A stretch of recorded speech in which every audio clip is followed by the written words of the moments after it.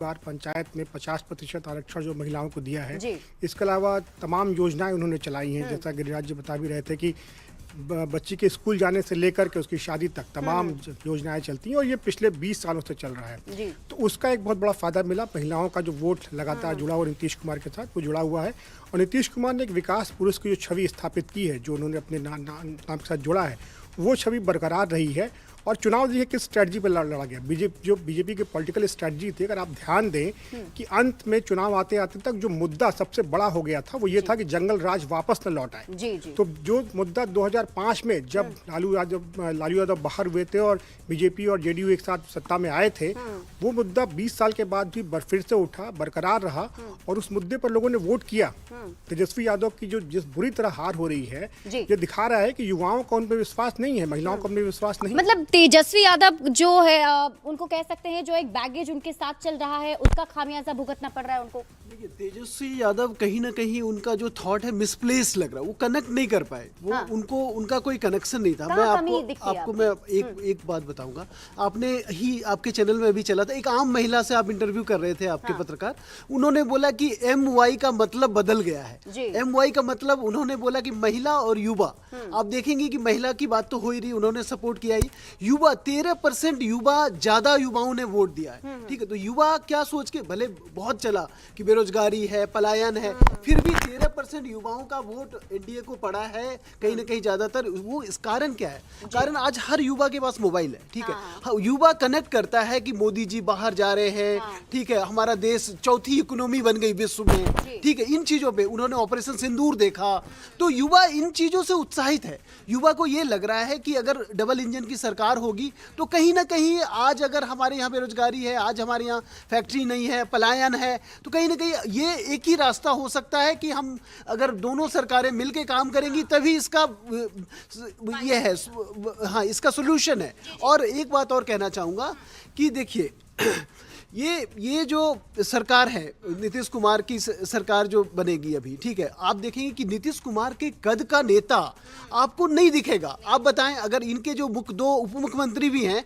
उनका कद उनके बराबर कहीं नहीं है। ठीक है, या विपक्ष में तेजस्वी हैं, उनका कहाँ कद है? तो इसलिए नीतीश कुमार कहीं ना कहीं सस्टेन कर पाए और उन पे लोगों ने भरोसा किया।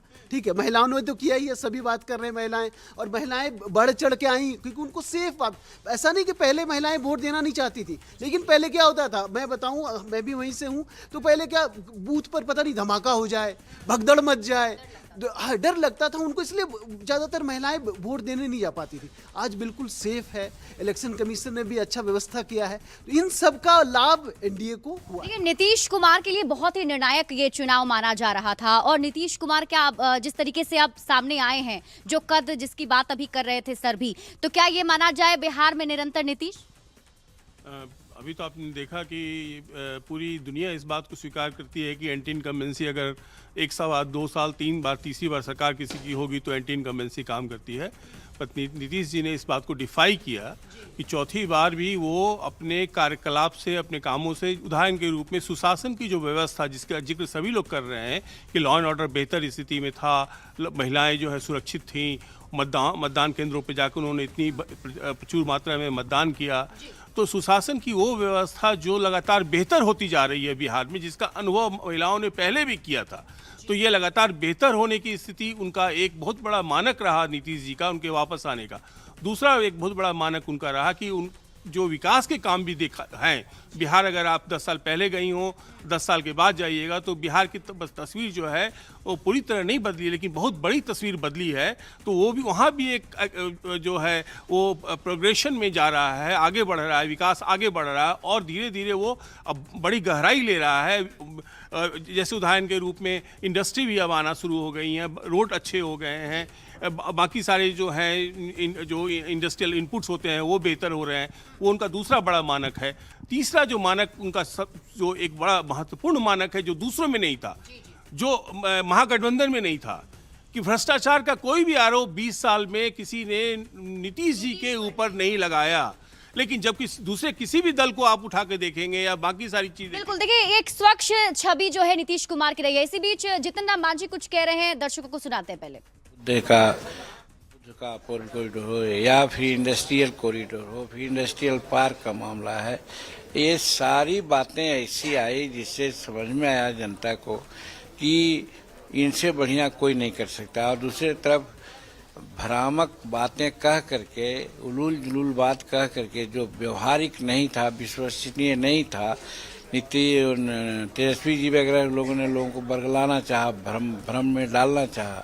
तो पार्लियामेंट के चुनाव में कुछ भ्रम में लोग पड़ गए थे, लेकिन इस बार एकदम दिमाग में बात थी कि भ्रम में नहीं पड़ना है। इन लोग सिर्फ बोलते हैं, इन लोग का कुछ बखत नहीं है।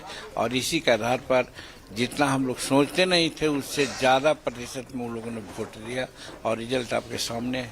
सर, बड़े भाई और छोटे भाई की भूमिका के साथ साथ में चाचा भतीजा ने भी कमाल किया, इस पे क्या कहेंगे?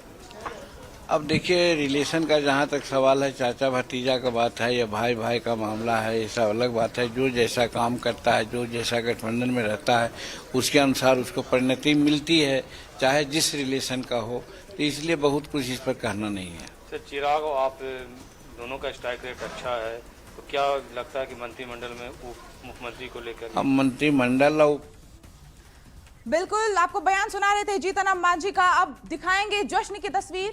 बिहार चुनाव में एलजेपी जो है 12 सीटों पर फिलहाल लीड कर रही है। ऐसे में पार्टी कार्यालय के साथ साथ चिराग पासवान के घर में भी जश्न का माहौल है। संवाददाता विनीता मिश्रा की ये रिपोर्ट आपको दिखाते हैं।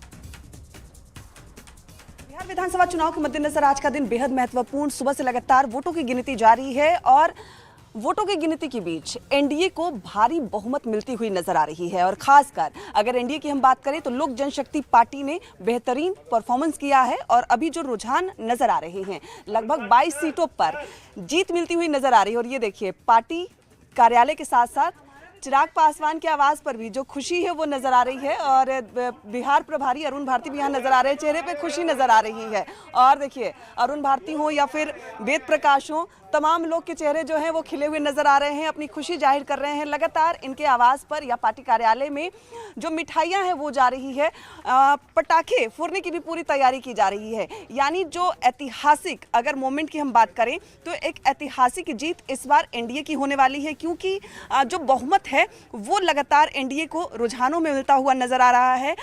एलजेपीआर लगातार बातचीत हो रही थी कि शायद 10 से 12 सीट एलजेपीआर को मिल सकती है, लेकिन अगर रुझानों की हम बात करें तो अभी फिलहाल 22 सीटों पर एलजेपीआर लीड कर रही है। और यही वजह है कि चिराग पासवान घर के अंदर हैं, तमाम लोग काफ़ी खुश नज़र आ रहे हैं। और जिस तरीके से उन्होंने लगातार चुनाव प्रचार किया था उसका असर इन रुझानों में साफ तौर पर नज़र आ रहा है और एक बड़ी जीत की ओर एनडीए आगे बढ़ता हुआ दिखाई दे रहा है। कैमरामैन राहुल के साथ विनीता मिश्रा, न्यूज़ 18 पटना।